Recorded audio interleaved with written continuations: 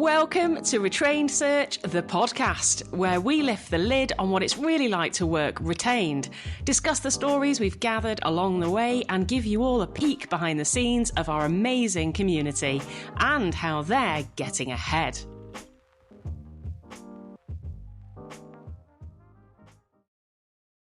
Hello, everyone. Sorry, Jordan's making me laugh already. We've not even started yet.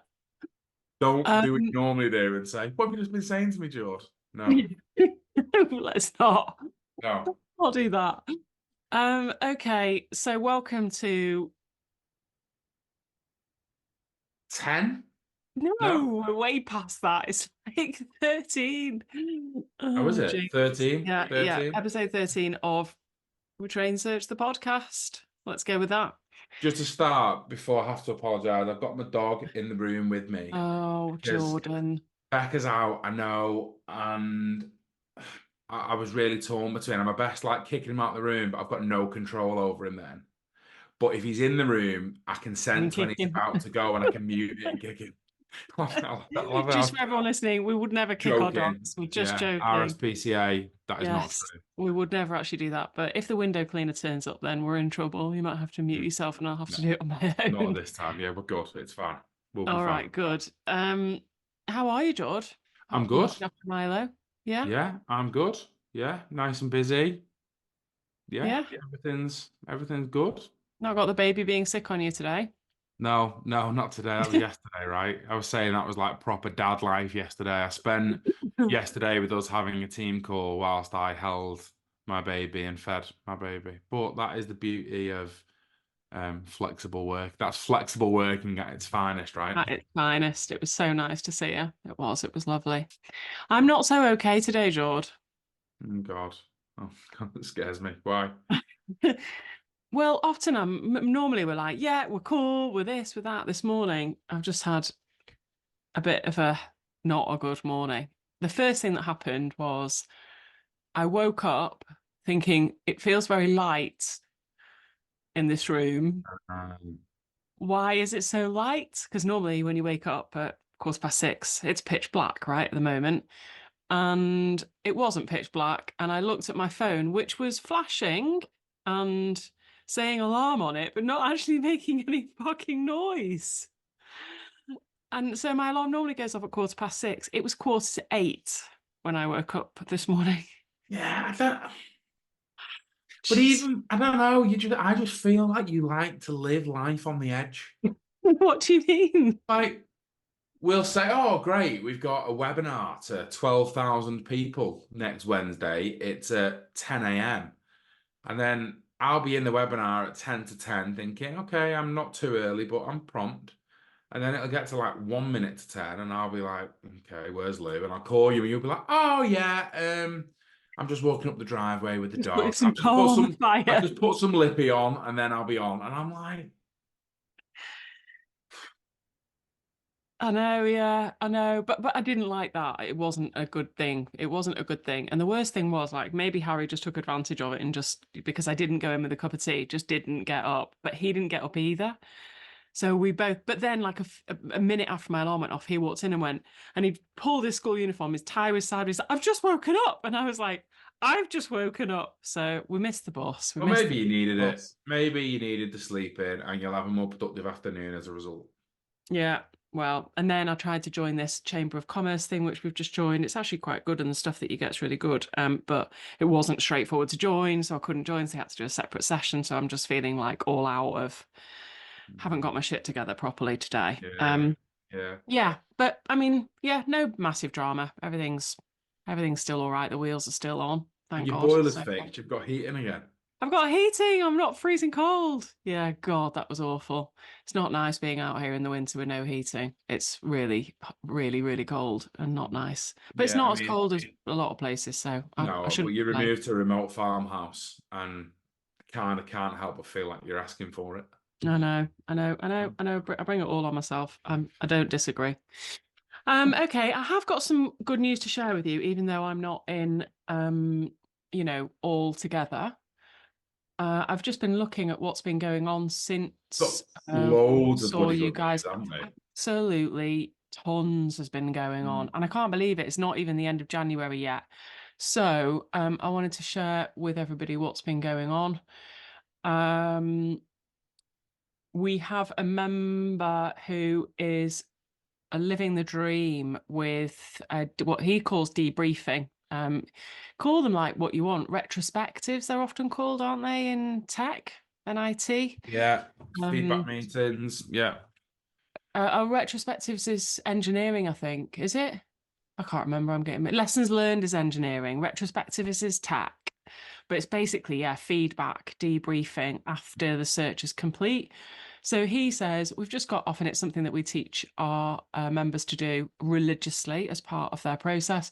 We've just got off a post-search feedback debriefing call with a client, and I have to say it was well worth doing. I mean, that's a bit of an understatement.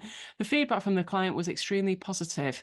They didn't suggest any improvements on our part, and interestingly for us, gave us 2 names of senior HR executives in response to the question, who else in the business can benefit from our approach, which is a question we gave you to ask. They are going to introduce us and have promised that we will be given the opportunity going forward to pitch for any executive level searches. Woohoo! These calls are well worth doing, even for those clients who cause constant headaches, which I agree. I agree. Even if it's been an absolute nightmare, it's worth having this conversation afterwards. Not only in terms of the opportunity to learn from feedback, but also to unlock potential opportunities across an organization. And he goes on to give the questions, specific questions that he asked to help others. And it isn't just at the end of assignments I'd be having those conversations. But I'd be having those conversations consistently. Any opportunity to diagnose, to dig a little bit, to find out what's going on in an organization, like now is a great time. Start of the year. What are the plans for this year? What did you like about what we did last year? What didn't you like? What could we improve? Yeah, that's a great start. I love it. I absolutely love it. Even I got into the habit with the consultants that I was working with and going out with of going to do like post placement reviews with the candidates as well, if they were senior candidates. And that was brilliant as well, like getting what their plans are, what they're going to be doing with their team, like straight in there before anyone else does, not just on the phone, not just on email, but actually going out to see them and doing a debrief of the search, what could have gone better for them. It just comes across so well when you're actively pursuing feedback, and they have so much respect for you. Yeah, and it's another thing that often differentiates you from the hundreds of other recruiters that they'll speak to every week. We do the same in our business, and it works beautifully for us too. More news. This is a delivery win. So, is this Alan, I think? Mark. Yes, it is. Sorry, yeah, of course. Hi, guys. Delivered the recent search win in around 6 weeks from start to signing. Here's a reference from the client. We recently engaged on a retained basis this firm to help us fill a senior position. It's fair to say the service they provided exceeded our expectations, both in terms of the number of exceptionally high caliber candidates they were able to introduce us to and the short time frame in which they did so. The speed Mark and the team worked at and the flexible, tailored approach they offered is highly beneficial to those like ourselves who have real-time constraints. They also provided great market insights. We will certainly use them again. He also goes on to say the pipeline for the next assignment is looking great, so we'll update once it's in. So that's a really nice story of how not only winning the work is the win, but delivering the work is going to produce more wins. We talk a lot about sales and business development, but so much of your business development activity comes from your search work once you start winning work, and actually delivery is your best tool for business development. It's like pushing water uphill if you're not delivering. Yeah, it is. It just isn't sustainable. It's not scalable. Yeah. It's and it's horrible as well, isn't it? It's just horrible. Yeah, it is. And I love the bit about that it was 6 weeks. That's standard. Like this doesn't need to take 3 months, 4 months. It shouldn't ever. No. Agree. What have we got next? A week in, He says, first retained assignment meeting this morning, terms signed this afternoon. It's Alan? Alan? Yeah, that's Yeah, right. got it right this time. Yeah. My presentation wasn't great. Only managed to finalize my pitch 2 hours before the meeting. Practiced on the hour-long journey to the client's office. We've been there and done that, haven't we, Lou? We've been there and done that as well. The client is great, but goes off on tangents. Also wanted me to cut to the chase, which I managed to keep him on track, Nice. which can be hard. It can be hard pushing back and just Mm. allowing them to give you the space to talk it through. I didn't quite get the fee I really wanted. And then he says, I only officially start in brackets as a caveat. I only officially started the course last week and haven't done any objection handling videos yet. Ooh. He says, You I'm wait till we gobsmacked. whip you into shape, Alan. I You know, wait. yeah. Yeah. You'll be at 30% before you know it. I'm gobsmacked that I won it, and I'm also amazed at my mindset shift since signing up to the course. I can't wait to get polished and comfortable at this, which is just a joy, isn't it? What a nice thing to happen first week or second week or Yeah, wherever we it, are, it first month happens. of the It year. happens a lot, though, doesn't it? Yeah. Like one of the questions that I often get from people who are looking to join us is, like, how long will this take? Mm, And I think sometimes they don't believe me when I say yeah. lots of people go and win retained in their first week or two because Yep. when they go through the mindset piece with us and they start to understand what it is and when it should be applied, they go, oh my God, like there's 3 or 4 conversations I've had in the past 2 weeks. This is perfect for them. Yep. And the opportunity is just staring them in the face. Yep. Yeah. Yeah, agree. Yeah. I completely agree. It can happen very, very quickly. Um, and then I just got a WhatsApp this morning from one of our mastermind members. Just gone past 100K, fully retained. Just gone past 100K for 2024.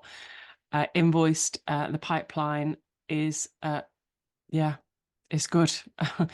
400K to go. So he's already done a fifth of his annual target in 1 month, which is Oh, pretty good. Quite I'd be promising. And building in some stretch. I I'd be know, yeah. saying 100 grand down, 1.1 million to go. Yeah. I Do know. the Well, I same know every that's month. it, isn't it? Yeah, we'll just have that every month. Thanks very much. That's 1.2. Bosh. And bearing in mind, this chap, as we know, because we know him well, was 100% contingent when we met Yeah, him. it Had was. never done any retained work, and now he never ever works on a contingent basis. And Mm, he's knocking out 100K months, even in yeah, January. yeah, Oh, this is a lovely one. Not that they're not all lovely; they're all a joy to yeah. receive. But a really nice email from a team that recently did the course. It says, "Hi Claire, hope you're well. It's been a very busy start to the year, but I'm happy to announce that we've already secured 3 retained searches. So this team finished the program in December, if I'm not mistaken.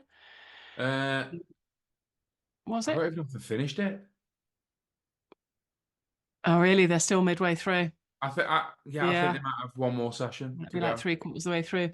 Yeah, And then he details the fees, 185,000 of fees with milestones paid in thirds, £150,000 worth of fees with milestones paid in thirds, and a £90,000 retainer and success fee. I wonder if do you think they'll be okay with that third one? I mean, Jesus Yeah, Christ. That's not so bad. So we're really, yeah. really pleased. With the group. I never know quite whether to share the companies because I don't. It's I knew. I remember the first time I spoke with that particular customer member of ours, and I knew they'd be so successful. There's a real trend with how decisive people are. Like when they know this is the direction for the business, when they know this is something that they need to do, they typically commit, they make the decisions they need to make, they're all in, and that pays them back yeah, in they just do bucket it. loads, bucket They don't loads. question it or dawdle or dally or mess about. They just get on with it and No. do it, don't they? Yeah, I Yeah. agree. Yeah. So good. Oh, and I wanted to share this, and Paul's put it publicly in the community, so I'm sure he'll be happy for me to share it with our listeners. Paul Press, who again, recruiter come through the foundation course, now in the mastermind. He has set up a fabulous search firm called Press and Associates. And his news is, and he says, for those of you who don't know, my firm's been acquired by Rue Partners. So he's worked through a transaction there, and Rue Partners have acquired his search firm, which is fantastic. Fantastic news for Paul, and what an incredible journey he's been on. As part of our growth plans, we're looking to hire a new partner by the end of Q1. He puts below a link to the job posting. He's sharing this in the mastermind group. If anyone knows any rockstar BD people who just want to sell, we have a search delivery team for the candidate side of the journey. From two people that know Paul very well, you could do much worse if you were looking for a new opportunity. Yeah, I mean, God, phenomenally successful and so smart. Another one that came to us, knew what he wanted, head down, did the course, weren't fully retained, head down into the mastermind, straight up to the C-suite. Like, what are we talking? 2 years, something like that he's done all that in, maybe nearly 3 tops. Yeah, was so humble with it as and well. now sold his firm. And what the other thing I really liked was straight away, nice reply from one of our search expert members. Hire, sent you 2 profiles this morning of $1 million plus and a $2 million plus biller. I'd hire in a heartbeat, in the right kind of wheelhouse for you. So some nice, really lovely activity across all spectrums, from beginners just coming into the foundation program and really experienced mastermind members. Oh dear, my Remarkable's gone to sleep. I know. Well, let's go on to what we've been helping people with. Yes, that's what we do, isn't it? Thanks, George. Well, I was asking you before, like, what have you been helping people with? But then you said, well, I haven't, because you've been doing all the collab calls, which is true. I've not had my feet up, like doing nothing, by the way, for everyone. My diary's been that busy. Louise had to save me. I've saved Jordan. I've been doing the collab calls, which has been great. There's been so much going on. To give you some things that I've been helping people with, I had a really good chat with one of our members who is choosing a niche. And he was trying to decide niche. We've got a global audience there. You've got to cater to everyone. Anywhere in the world. And he was trying to decide, do I focus on an industry and provide generalist support across all functions and disciplines? So, for example, do I focus on logistics and provide HR, finance, sales, engineering into logistics? Or do I focus on a discipline into a market?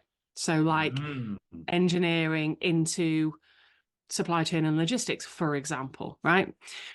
And so it took me a little while to get my head around what I've done and how it's been organized and what's worked and what I've seen not work. And I'd be keen to know what you think, George, but for me, I've always liked not saying, yeah, I can do all of that. I've always liked saying, you know, if you're looking for sales and finance and this and this and this, then I'm not I can't do everything, but I'm a specialist and I'm a niche specialist in specifically engineering or HR or whatever it might be. And that's what I've always really liked. What have you preferred? What have you liked? Complete opposite. Oh, really? Yeah. So I specialize in industrial technology.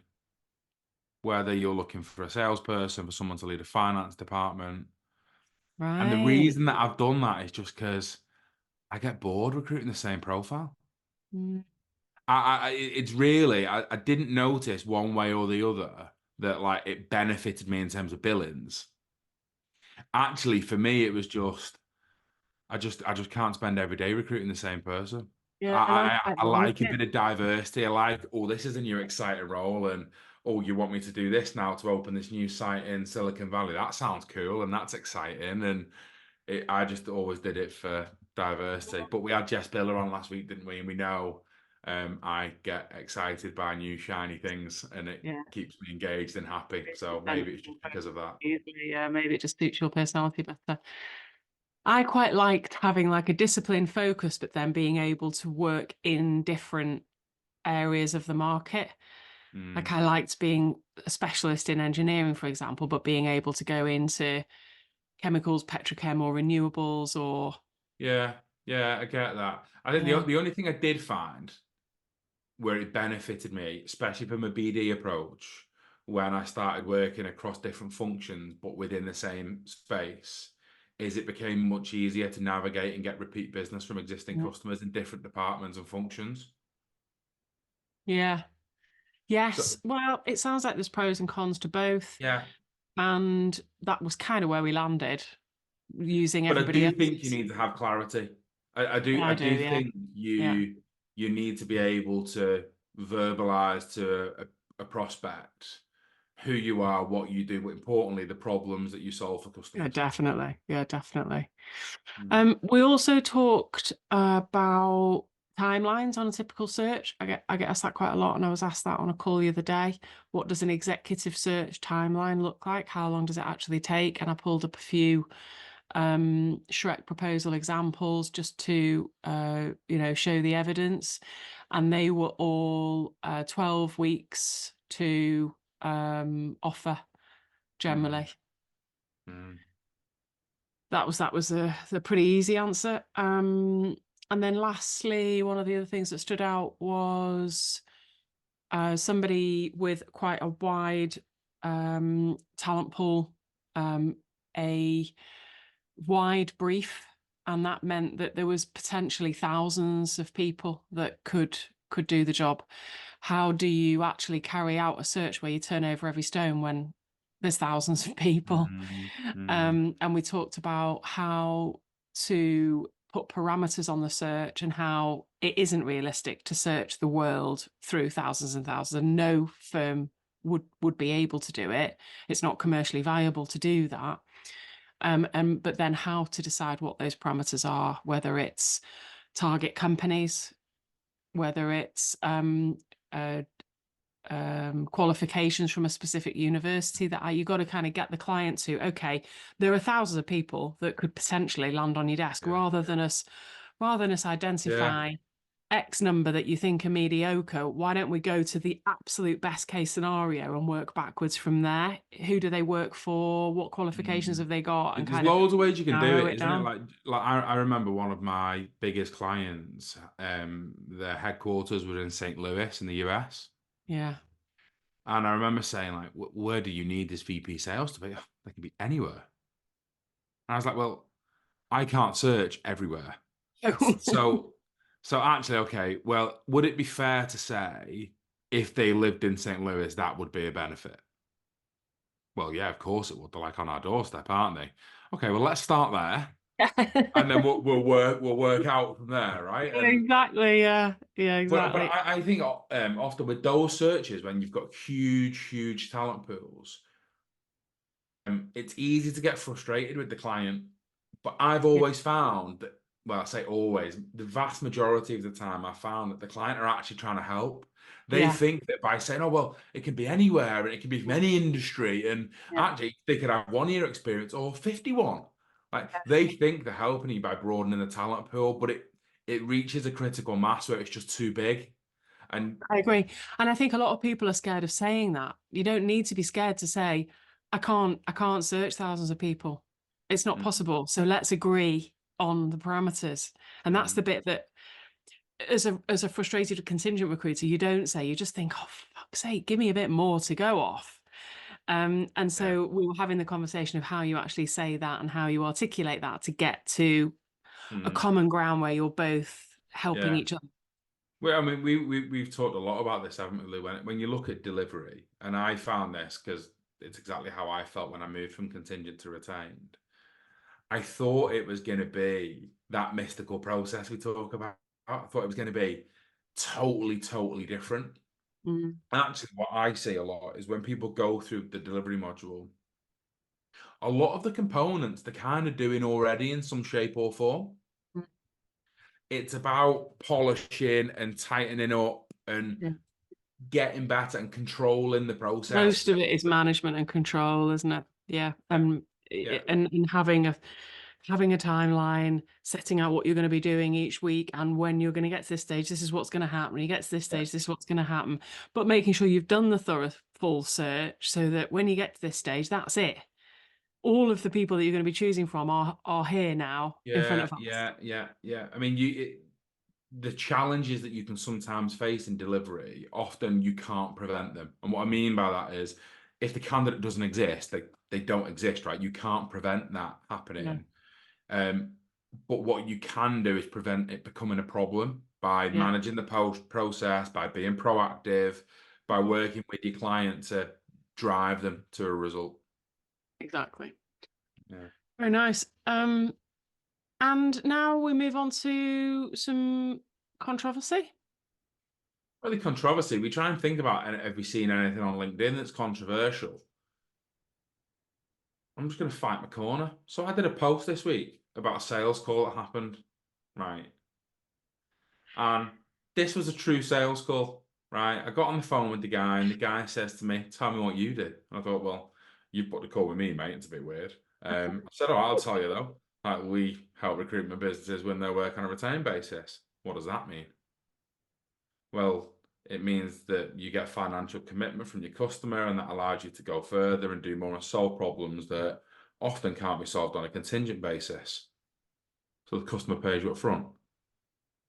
Yeah. Don't believe you. You're lying. Well, I'm honestly, I'm not lying. Like, I did it myself. Louise has done it. Look here in our win section on our, on the community. There's like full of people winning. It does happen. No, you're lying to me. So I said, "Oh, I think we're done here." He said, "Yeah, so do I." Okay, bye. And that was it, right? It lasted about a minute. So I put that story on just as like, I thought it amused me. And then this guy says to me, "Oh, well, this is top of the list of things that didn't happen." And I just want to reassure everyone that all content on my profile is legitimate. I would not make it up. It did happen. Um, yeah. And then I got a bit And immature because the guy's surname was Haddock. So I said, "I can assure you there is nothing fishy going on here." Couldn't help myself, Lee. Couldn't help myself. oh, that's so funny. And what's funny is I read that post and I laughed because that is very similar to what happened to me the other day.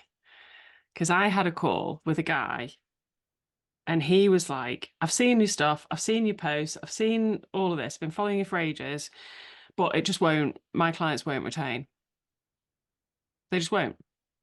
Okay. I mean, that's quite common. We get that all the time, don't we? Yeah, everyone's got that preconception, haven't they? So I'm breaking it down. Just okay, can you tell me a bit about the market that you're in? Yeah, I'm in finance, financial services, banking, into like professional services, and Yeah. accounting and management accounting.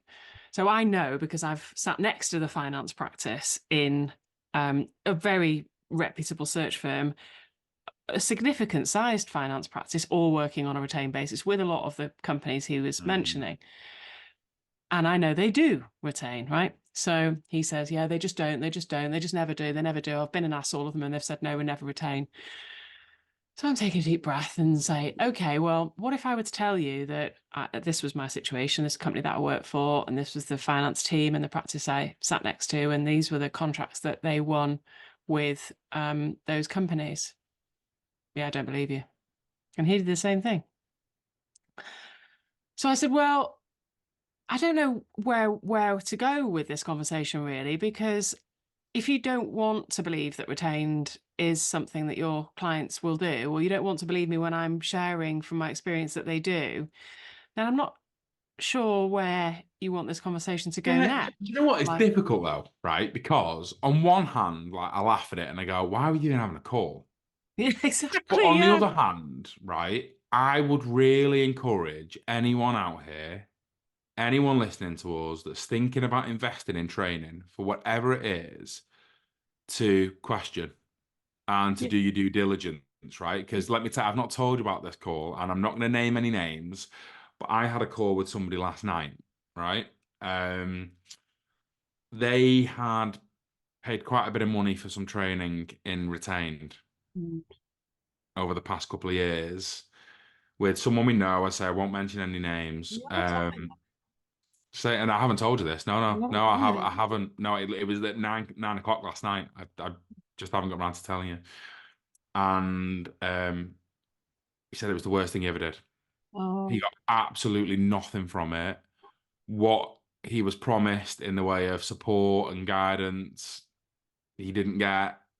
And you can tell that's made him a little more hesitant next yeah. time to make Yeah. sure he invests in the right. And in a way, maybe that's a good thing. But at the same time, although I laugh at people questioning us and saying that's not Yeah. true, Yeah. you're probably better doing that and making sure you do dot your I's and cross your T's. Yeah, You know, totally. It did spend more than 60 seconds trying to convince him. In fact, I was on the phone for about an hour yeah, explaining and even bringing up documents because I still have yeah, yeah, case studies and documents of firms that yeah, yeah. I've worked with in that sector. We're lucky, aren't we, as well, that we've got a lovely community of members that are always more than happy to speak to people on our behalf. But Exactly. Yeah. Yeah. that's probably the best reference point, whether it's us that you do training with, whether it's anybody else. It is important, but it is important. Of course, it's important to do due diligence, and I always say that too. And the best references that you can get on trainers is people that they've trained. So if you can speak to the people that they've trained, then do that. And I did exactly the same for this chap and put him in touch with several people.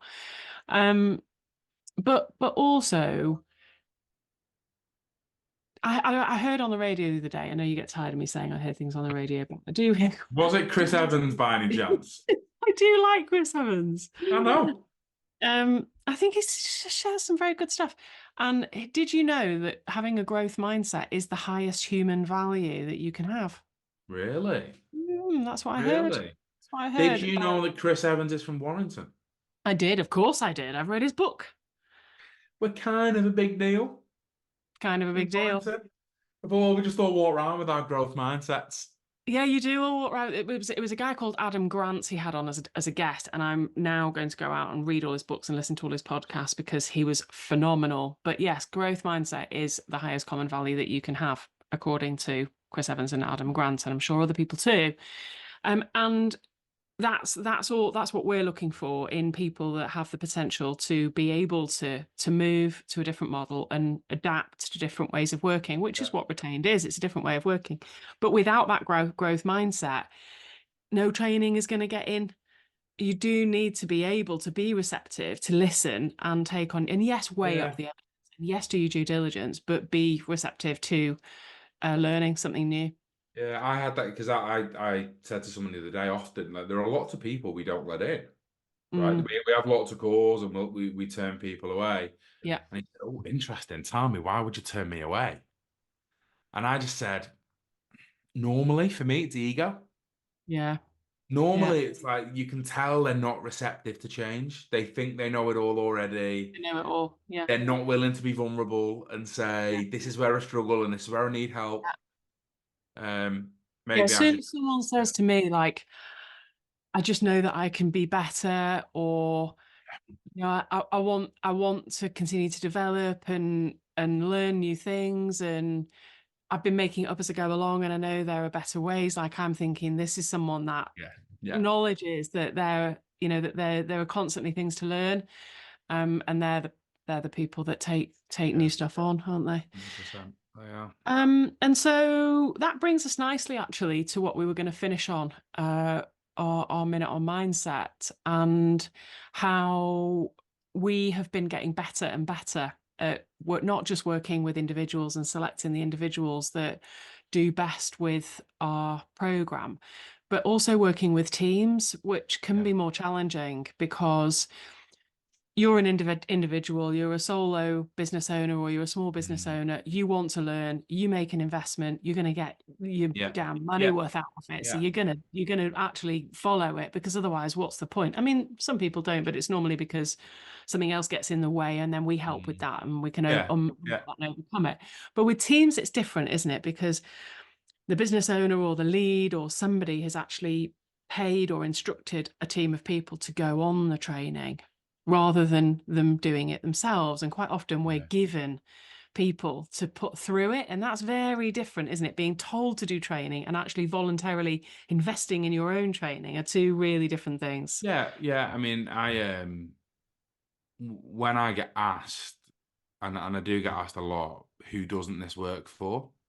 Like my impulse answer is normally the people that don't do it. Now that sounds quite flippant, but what I mean by that is it's very similar to if you go to the gym, right? Like you could go to the gym every day for the next 6 months, but if you stop at McDonald's on the way home every day, like you're not going to lose any weight, right? And it's the same here. Like you can give us people and say train them, but unless they want to do it, and it's more than just the course, it's more than just knowledge. It's everything that kind of wraps around that. It's the culture in the business. It's encouraging them to make difficult decisions. Yeah.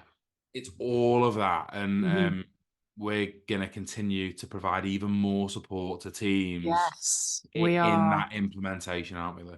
Well, we're getting better and better, and we've been measuring our success with teams and different things that we're doing that's making teams win. And following several recent really, really successful teams, we're now building a module for implementers that are running a team that's going through the course on your side, basically. Probably worth saying at that point, the premise around that module is I look back to when I did this course and how fortunate I was to actually, because Retrained was in more of its infancy at that point, how lucky I was to have Lou right beside me to help me implement what I'd been learning.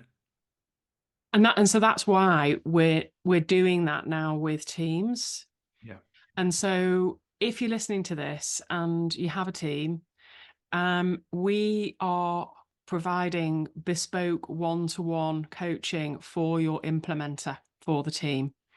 So, and that is helping us form and develop the journey and the path for the module for implementers. So we'd really like to hear from you, and would like to work with you and the implementer from both sides. That could be the business owner, it could be the team leader, it could be one of the 4 people going through the actual course. It's an ops manager, it can be one of the leads, it can be a senior recruiter that's on the course, just somebody that's dedicated as someone that's going to take ownership of making sure everyone's doing what they said they're going to do, being where they are supposed to be, understand what's expected of them, and supporting it and making sure internally they've got the room to be able to actually implement what they're learning.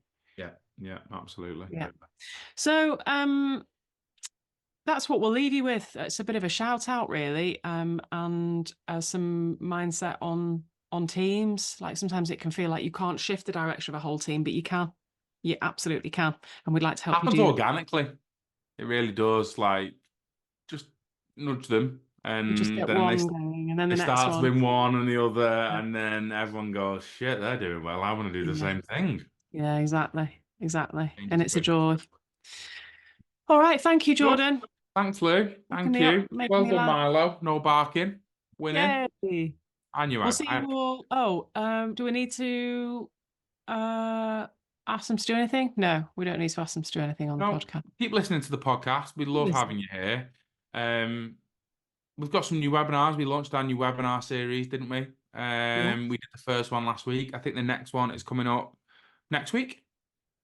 Yeah, go to our website. 29th in my head. Webinars. It depends when they're listening to this, though. They could be listening to this in months' time, couldn't they? So it might be gone. But if you have a look on our company LinkedIn page, and on our website, you'll find all the links to the webinars. There's some good tips coming up there as well. And as always, our diary is on the website too. So just book in, have a chat if you want to have a talk to us. Yeah, nice. It's nice to see you. Thanks, George. Thanks, everyone. Thanks, Lou. Thanks for listening. Well, that's another episode of Retrain Search, the podcast in the bag. Thanks for listening to our wild tales, LinkedIn controversies, and our top tips on how to sell and deliver retained search. Get involved in our next episode. Send in your questions and share your experiences with us by emailing podcast@retrainedsearch.com. And don't be shy. Connect with us on LinkedIn and come and say hi. We don't bite. Unless you're a Shrek firm, that is. We want to say a special thank you to our retrained members for sharing what's working for them right now and innovating new ways to grow and evolve. It's an incredible community. If you're wondering what exactly we mean when we mention our communities, well, we have two separate programs. Our Search Foundations program is for recruiters who want to learn how to sell and deliver retained search solutions consistently. And we have our Search Mastery program.